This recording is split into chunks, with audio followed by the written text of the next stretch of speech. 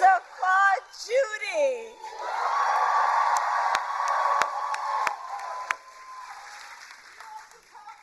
I love you back. It's good to see so many friends. It is good to see so many friends. And I want to thank you. Thank you. And let's please thank you. I love you back.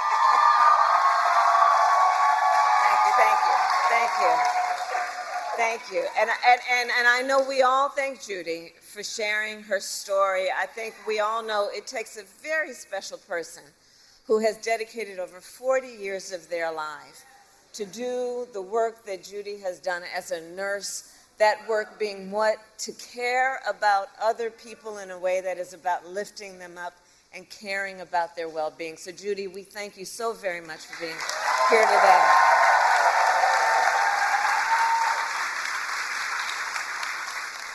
I want to recognize the incredible Governor Wes Moore.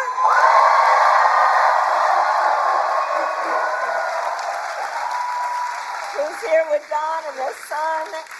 And Wes, I'm so thankful to you for all that you do in service to our nation in so many different ways, and your friendship, but in particular, to share such a personal story as you have. And I know it takes a lot out of you to share that story, but to do it in a way that is about lifting up other people and helping, hopefully, others who are not in this room, understanding how real people are impacted every day about this issue and by this issue. Thank you. I want to recognize the people of our administration, including Secretary Becerra, who is here, the bold administrator, Brooks LaSure, who is here, my dear friend and former colleague, Senator Ben Cardin, Representative Barragan, the chair of the Congressional Hispanic Caucus, and Representative Mfume for all of your years of leadership.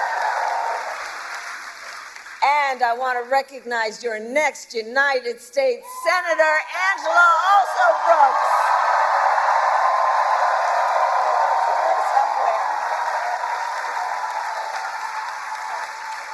And I've worked with her over the years. I'm telling you, Marilyn, you're going to do a great thing when you send her to the United States Senate. And of course, I could speak all afternoon about the person that I am standing on this stage with.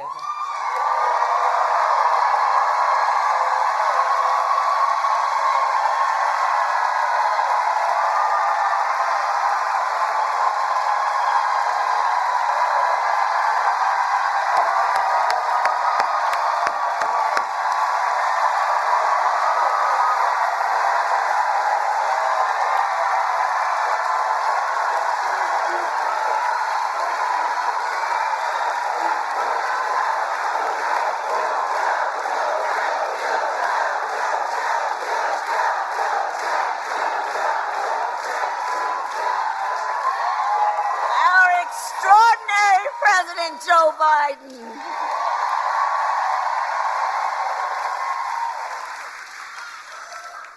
And he's going to speak in a minute, but there's a lot of love in this room for our president. And I think it's for many, many reasons, including few leaders in our nation have done more on so many issues, including to expand access to affordable health care than Joe Biden.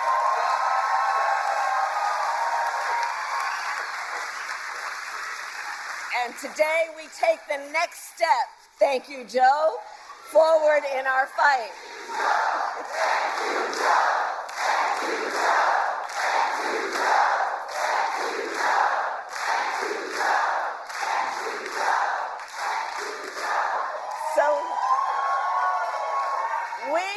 We believe deeply every senior in our nation should be able to live with security, stability, and dignity. And so in the United States of America, no senior should have to choose between either filling their prescription or paying their rent. That's the subject of today. Because we know for far too long, far too many of our seniors have struggled to afford their medication. And as a result, seniors have been forced to spend their time trying to figure out how they are going to be able to fill a prescription like insulin based on the doctor's prescription, which is about saving their life, or whether they'd have to ration their pills to be able to make it stretch through a month. And why, we all know, but let's ask, why are prescription drugs so expensive? I will tell you. Well, one big reason is for years, Big Pharma has often inflated the price of life-saving medications, often charging many times what it would cost to make just to increase their profits. And millions of Americans have suffered as a result. My entire career, I have worked to hold bad actors accountable and lower the cost of prescription drugs. As Attorney General of California, I took on pharmaceutical companies for deceptive marketing and illegally inflating the cost of drugs, and we won billions of dollars. As a United States Senator, I fought to pass laws that would make health care more affordable and accessible for all Americans. And as Vice President, together with Joe Biden, our President, we finally addressed the long-standing issue that for years was one of the biggest challenges on this subject, which was that Medicare was prohibited by law from negotiating lower drug prices. And those costs then got passed on to our seniors, but not anymore.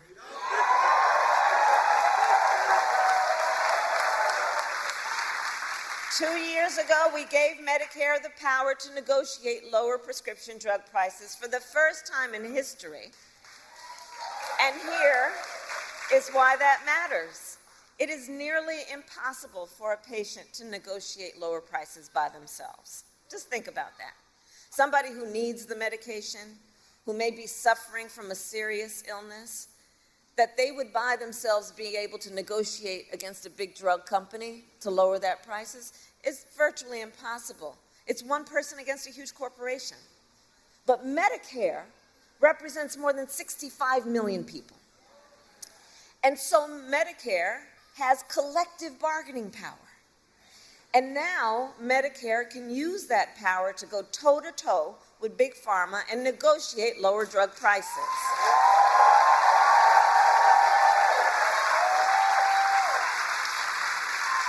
Thank you, Joe.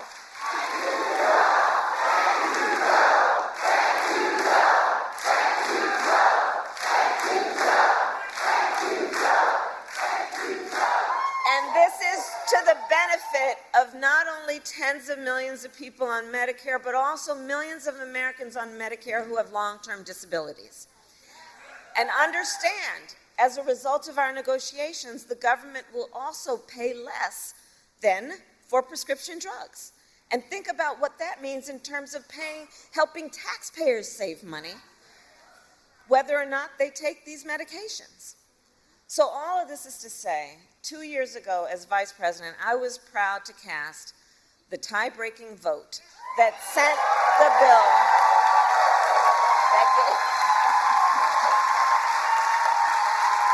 that gave Medicare the power to negotiate and let it get to the president's desk, and I was proud when our President Joe Biden signed that bill into law. In the 2 years since, we've been using this new power to lower the price of life-saving medications, and now to announce the result of those negotiations, it is my eternal and great, great, great honor, I have to tell you, to serve with this most extraordinary human being and American and leader, our President, Joe Biden. We take care of their own. We take care of their own. Wherever this flag's flown.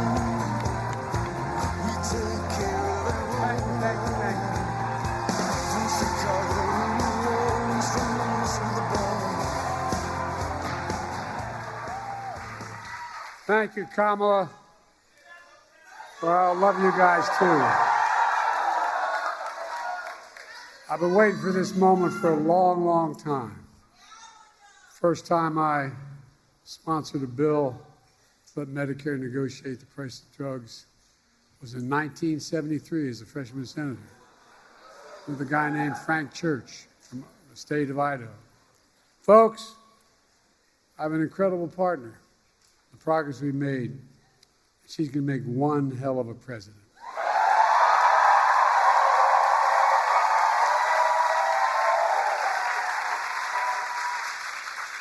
And Judy, thank you for sharing your story. It's a familiar one for far too many Americans. People like my dad used to lay in bed at night when they lost his insurance as the company he worked for, staring at the ceiling, literally. And you've all experienced, you know people who have experienced this, wondering what in God's name happened if my wife gets breast cancer, or if I get sick, or my children get seriously ill. What happens? What in God's name? How can we pay for the drugs, prescription drugs? I'm serious. These are the discussions. You know it. Do we have enough insurance? Can we afford the medical bills? We'll have to sell the house to get a second mortgage. There are discussions that took place in my house and your house. Kamala and I both get it. We know it isn't just about health care. It's about your dignity. No, it's about your dignity. It's about peace of mind. It's about security. It's about taking care of your family. It's about giving folks just a little bit more breathing room. That's all. Look, I believe that health care should be a right, not a privilege in America. And Kamala and I are here today to make a major announcement on our efforts to lower the extraordinary high prescription drug prices. Before I do, I want to thank Governor Wes Moore and members of Congress. I served in the Senate for 270 years. I know I only look 40, but I'm a little bit older. The longest time I was too damn young because I was only about 29 when I got elected. Now I'm too damn old. But I'll tell you one thing in between. One of the finest, most decent men I've ever worked with. When I think of integrity, is Ben Cardin. Stand up, Ben. Stand up. I really mean it. I measure the people I work with by their integrity. He does what he says and says what he does. Look, folks, also, Nanette Barragan. For the longest time, she tried to pretend with me she was Irish, named Barragan. She's a great friend, and she's one of the great leaders in this country for the Hispanic community. Congressman Fume, where are you? Stand up, man.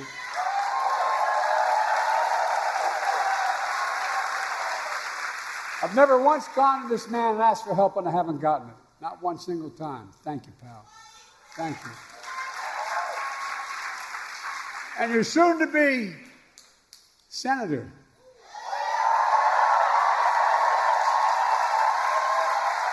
Where is she? It's a hell of a lot easier job than being a county executive. I was a county official. They expect you can solve every problem. You don't have the authority to do it. You don't have enough money. But I'm looking forward. I told her I'd campaign for or against whichever helped the most. Along with members of my administration, Javier Becerra, HHS, Administrator Brooks LaSalle, CMS administrators here today. And let me say something. We're all thinking about my good friend, and he is a really good friend for a long time, Steny Hoyer. He represents the western shore of Delaware. Y'all think we're kidding. We have that fight all the time. I wish him a speedy recovery. I understand he's doing well. Folks, this is a fight all of us have been fighting for a long time, taking on Big Pharma. We pay more for prescription drugs. It's not hyperbole. We pay more for prescription drugs than any advanced nation in the world. I could take you out on Air Force One, and if you have a prescription from a drug company in America, and fly you to Toronto, Canada, fly you to Paris, France, fly you to Belgium, fly you anywhere around the world, and get you the same prescription filled for the same company for 40 to 60% less than we pay for it here. Too many Americans can't afford the drugs they badly need for life and death. So they skip doses, cut pills in half, forego prescriptions entirely because the prescription drugs are totally unaffordable. The woman you all met, the nurse you just met, she's paid $900 a month. Well, guess what, man? She's going to pay nowhere near that. $9,000. She's going to pay, guess what? Beginning January, every single prescription drug she has, including, God forbid, if she needs a really expensive drug like a cancer drug. Maximum she ever has to pay is $2,000, period.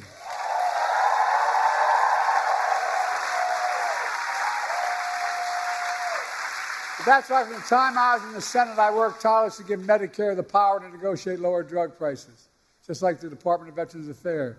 In fact, I was reminded by staff today, one of the first major bills I worked on was in 1973.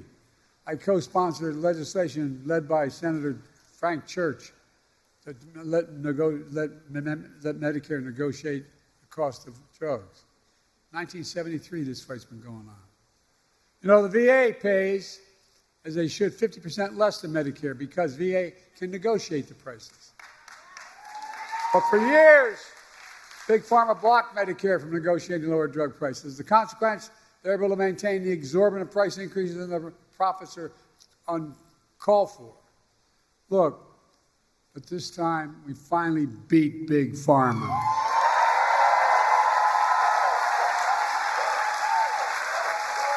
And I might add, with no help from Republicans, not a single Republican voted for this bill, period. Not one in the entire Congress. Now, the reason I say it is not to make a political point about them, if they had gotten their lesson, but guess what? The guy we're running against, what's his name? Donald Dump or Donald, whatever. They want to get rid of this, what we passed. They're fighting to get rid of what we've just passed. No, I'm serious. No help from Republicans passed the Inflation Reduction Act thanks to the tie-breaking vote of Kamala made it possible. Folks, it really matters. For example, take the insulin needed to treat diabetes.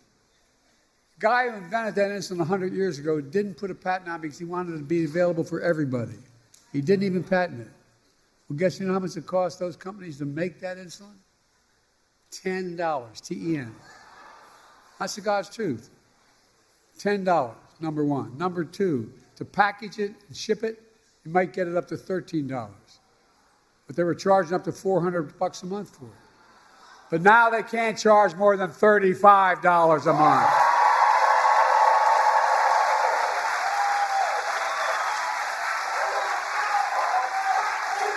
It's a big deal. Oh, look, $35 a month. These guys still make enormous profits. That's 3 times what it cost them to make it. The initial legislation capped the cost for everyone who needed that insulin. How many of you know anybody needs insulin for diabetes? Raise your hand. Okay, well, guess what? For the next 3 months we got here, I'm not leaving here, and Kamala, when she's president, is going to make sure if we don't get it done, everybody should qualify for that $35 a month. Every American. I mean it. Folks, that's not all. The same law we wrote, means starting in January of this year, every senior in the United States of America, no matter what their cost of drugs, and like I said, some of these cancer drugs are $12,000 a year. Every single penny they spend, they never have to spend more than $2,000 a year for all drugs. All drugs. And we're going to fight to make sure everyone qualifies for that as well. Look, all together, our reforms not only save lives, but here's the point people don't talk enough about. It saves the taxpayers billions of dollars. What we've done so far will save the taxpayers over the next 10 years $160 billion. Taxpayers, lowering the debt. I mean it. Because they don't have to pay the exorbitant price that Medicare had to pay before. They're going to pay $35 instead of $400. Folks, and those savings are only going to increase for American taxpayers because it matters. Look, but that's not all the Inflation Reduction Act did. Last summer, I announced under that law, Medicare is going to select, and it's already passed law, 10 drugs a year, going up to 20 till we get every single drug every year. Drugs treat from everything from heart failure, blood clots, kidney disease, arthritis, blood cancers, and more. And today, I'm proud to announce that Medicare has reached agreement with all manufacturers on all 10 drugs selected in the first round of negotiations. The new lower prices for all 10 drugs will go into effect in January of 2026, not this January, next January. Negotiations cut the price of these 10 drugs for Judy and others who are Medicare nearly 40 to 80%, depending on which drug it is. Let me give you one example. Non-insulin diabetes drugs cost $530 a month. Some of you may know that. Guess what? It's now only going to cost $115. By the way, these new prices on 10 drugs accumulatively mean $1.5 billion less out of pocket for patients to the drug companies. Lower copays for many of the 9 million seniors who take these drugs. But that's not all. We're also saving the American taxpayer because of the new changes, $6 billion a year, because Medicare won't have to pay out them. Imagine that. $6 billion a year. But we could do that for child care and health care and so much more. We're just getting started. Under the law I signed, Medicare can negotiate lower prices for another 15 drugs next year, 15 the following, and 20 after that till every drug is covered. That's the law. Now. This is another really big deal. It means that Americans can save more money on from life-saving medications they need and deserve. And bring peace of mind. It's hard to explain. Kamala and I are going to keep fighting to lower the prescription drug cost for everyone, not just seniors. It's a fight that we have to continue. Folks, but guess what? Surprise, surprise. Big Pharma doesn't want this to happen at all. The pharmaceutical industry last year spent $400 million lobbying the Congress to stop this. $400 million. Worked pretty well. They didn't get one Republican voted against them. They all voted for him. Republican allies stuck with them. And the ability of the federal government to negotiate lower drug prices was tried to be stopped. But Kamala and all of us in this room are going to keep standing up for Big Pharma. I fought too damn hard to yield now.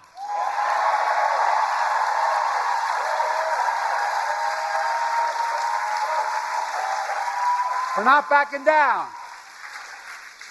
And get this, you may have heard about the MAGA Republican Project 2025 plan. They want to repeal Medicare's power to negotiate drug prices. Let Big Pharma back to charging whatever they want. Let me tell you what our Project 2025 is. Beat the hell out of them. I mean it.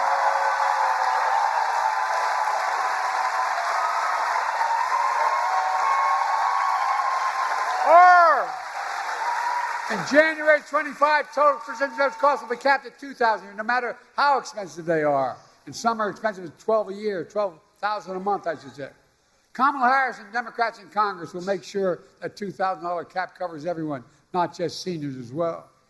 Insulin costs just $35 for everyone, not just seniors. Our Project 25 will lower prescription drug costs for you, your families, instead of handing Big Pharma a big blank check. And look, And in the process, this is what we don't talk enough about, I don't think. In the process, we're going to save the taxpayer. The budget's going to be reduced by hundreds of billions of dollars. Hear me? Hundreds of billions of dollars. Just the first year, the first thing we passed, is $160 billion less that the government's going to have to pay out to farmers. But guess what? It can pay out for education, it can pay out for health care, it can pay out for so much more, or it can just simply reduce the deficit. He has exploded. Folks, that's what I call a win. Folks, there's more. My predecessor and his MAGA friends in Congress tried to repeal the Affordable Care Act, which is different. Obamacare. They tried to repeal it over 50 times. We stopped them. Along the way, I made the Affordable Care Act even stronger, protecting a million more Americans with pre-existing conditions. And guess what? There's over 40 million. MAGA Republicans in Congress don't want to cut Medicare, and so they want to cut Medicare and Social Security. Why? They want to give another, here's what they're proposing, just so you know what the budget is. They're proposing another $5 trillion tax cut for the mega wealthy. By the way, this guy we're running against, when he was president, he gave a $2 trillion tax cut to super wealthy. You know what that was? He generated the largest deficit any president has in American history. I love these Republicans talking about cutting spending.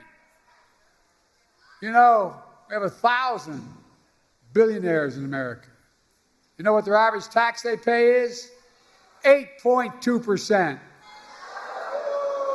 Introduced a bill to say that you got to pay a minimum of 25%. You know what that would raise?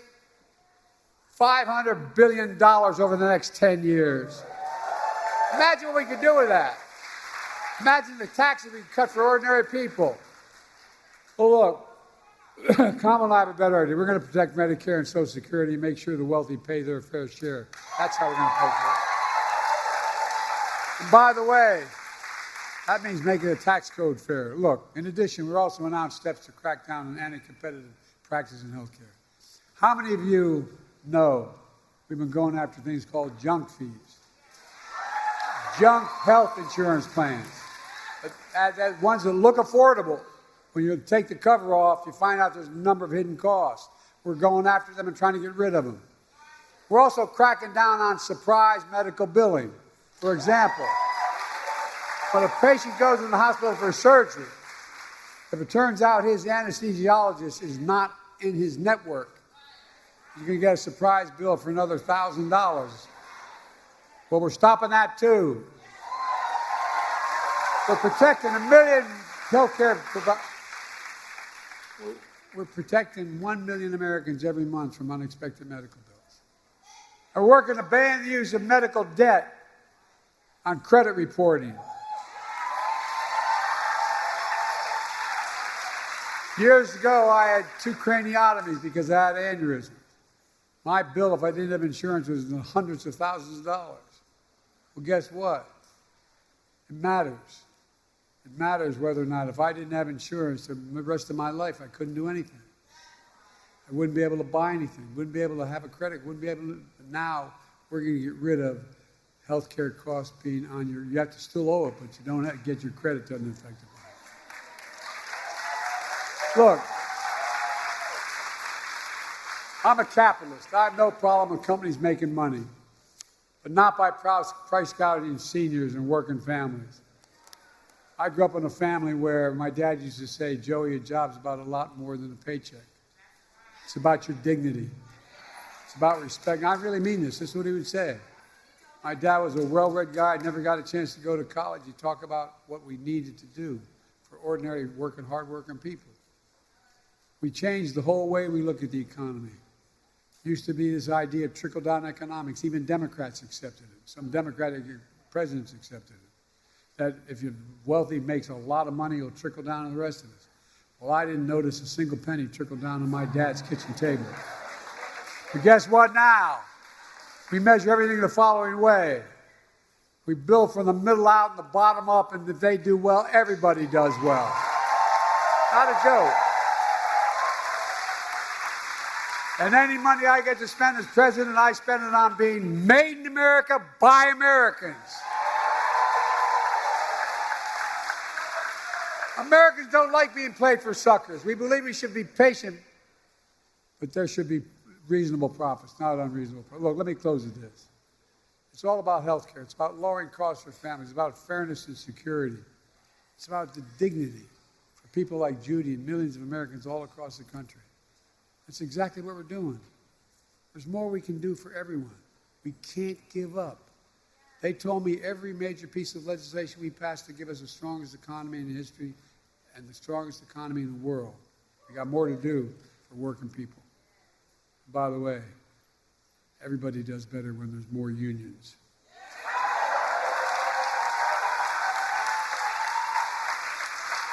But we're finally getting it done. We can't stop now. We just have to remember who in the hell we are. We're the United States of America. And there is nothing beyond our capacity in this country. We work together. Nothing. I'll